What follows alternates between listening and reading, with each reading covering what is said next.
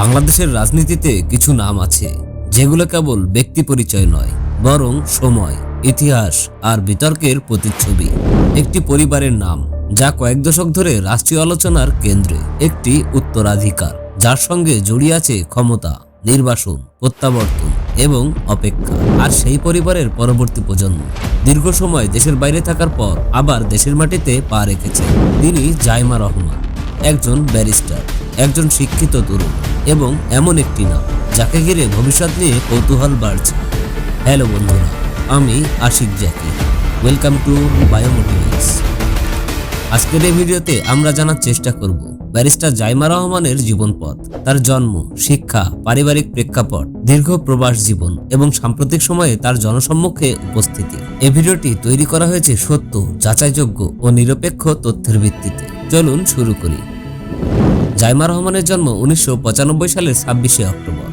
তিনি বিএনপির বর্তমান চেয়ারম্যান তারেক রহমানের একমাত্র কন্যা। তার মা ডক্টর জুবাইদা রহমান, একজন চিকিৎসক যিনি ব্যক্তিগত জীবনে বরাবরই প্রচার বিমুখ। পারিবারিকভাবে জাইমা রহমান এমন একটি উত্তরাধিকার বহন করেন যা বাংলাদেশের রাজনীতির ইতিহাসের সঙ্গে ওতপ্রোতভাবে জড়িত।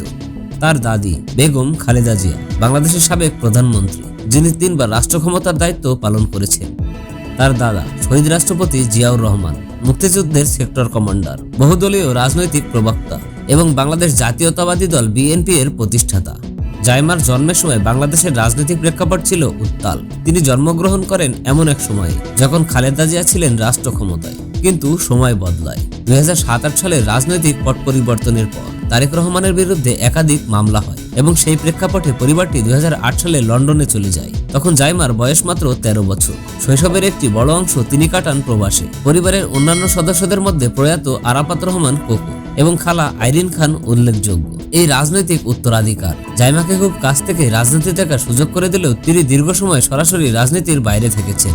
জাইমা রহমানের শিক্ষা জীবনকে বুঝতে হলে প্রথমে বুঝতে হবে তিনি এমন এক পরিবেশে বড় হয়েছেন যেখানে পরিচয়ের চেয়ে আচরণে ছিল বেশি গুরুত্বপূর্ণ। ঢাকার ইন্টারন্যাশনাল স্কুলে তার প্রাথমিক শিক্ষা ও মাধ্যমিক শিক্ষার শুরু। ইংরেজি মাধ্যমে পড়াশোনা করার ফলে শৈশব থেকে তিনি একটি আন্তর্জাতিক শিক্ষা ব্যবস্থার সঙ্গে পরিচিত হন। স্কুল জীবনে তিনি কেবল পড়াশোনাতেই সীমাবদ্ধ ছিলেন না, খেলাধুলা, দলগত কাজ, নেতৃত্ব এসবের সঙ্গেও তার পরিচয় ছিল। স্কুল ফুটবল টিমে গোলকিপার হিসেবে খেলেছেন, যা তার মানসিকতার একটি গুরুত্বপূর্ণ দিক তুলে ধরে। গোলকিপার মানে চাপের মুখে দাঁড়িয়ে থাকা, ভুল হলে সবার চোখে পড়া, কিন্তু সাফল্য এলে চুপচাপ দায়িত্ব পালন। এই অভিজ্ঞতার কথা তিনি পরবর্তীতে দাদি বেগম খালেদা জিয়ার সঙ্গে আলাপচারিতায় উল্লেখ করেছিলেন, যা তার পারিবারিক সম্পর্কের একটি মানবিক ছবি তুলে ধরে। 2008 সালে পরিবার লন্ডনে চলে যাওয়ার পর তার শিক্ষা জীবনে আসে বড় পরিবর্তন। একটি নতুন দেশ, নতুন সংস্কৃতি, নতুন বাস্তবতা। কৈশোর বয়সে তাকে শিখতে হয় নিজেকে নতুন পরিবেশে মানিয়ে নেওয়া, নিজের পরিচয় নতুনভাবে গড়ে তোলা। লন্ডনে তিনি আইন বিষয়ে উচ্চশিক্ষা গ্রহণ করেন। Queen Mary University of London থেকে আইনে স্নাতক ও পরবর্তীতে ব্যারিস্টার হিসেবে যোগ্যতা অর্জন করেন। আইন পড়া মানে শুধু বই মুখস্থ করা নয়, আইন শেখায় যুক্তি, প্রমাণ, শুনবার ধৈর্য এবং সিদ্ধান্ত নেওয়ার দায়িত্ব।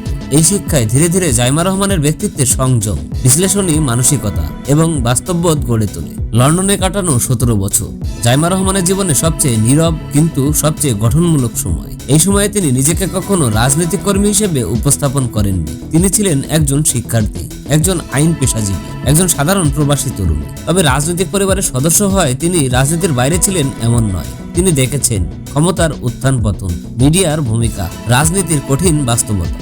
এই সময় তার বাবা তারেক রহমান দীর্ঘ রাজনৈতিক ও আইনি প্রক্রিয়ার মধ্য দিয়ে যাচ্ছিলেন। এই প্রেক্ষাপটে পরিবার হিসেবে সংযম ও ধৈর্য ছিল সবচেয়ে বড় শক্তি। 2021 সালে একটি রাজনৈতিক বিতর্কে তার নাম আলোচনায় আসে। এই ঘটনায় তার প্রতিক্রিয়া ছিল সংযত, আবেগপ্রবণ নয়। এই সংযমই তার ব্যক্তিত্বের একটি বড় বৈশিষ্ট্য হয়ে ওঠে।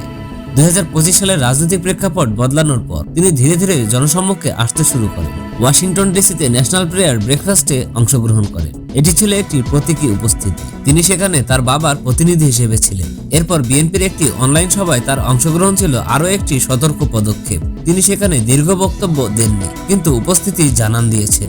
2025 সালের 25শে ডিসেম্বর, 17 বছর পর জাইমা রহমান আবার দেশের মাটিতে পা রাখেন। এই প্রত্যাবর্তন শুধু একটি পরিবারের দেশে ফেরা নয়, এটি ছিল দীর্ঘ সময়ের পর একটি অধ্যায়ের সমাপ্তি। ঢাকা বিমানবন্দরে তাদের ঘিরে মানুষের উপস্থিতি দেখিয়ে দেয় তার নাম এখনো মানুষের মনে কৌতূহল তৈরি করে। দেশে ফেরার আগে তিনি সামাজিক যোগাযোগ মাধ্যমে লেখেন, তিনি নিজের শেকড় ভুলে যান।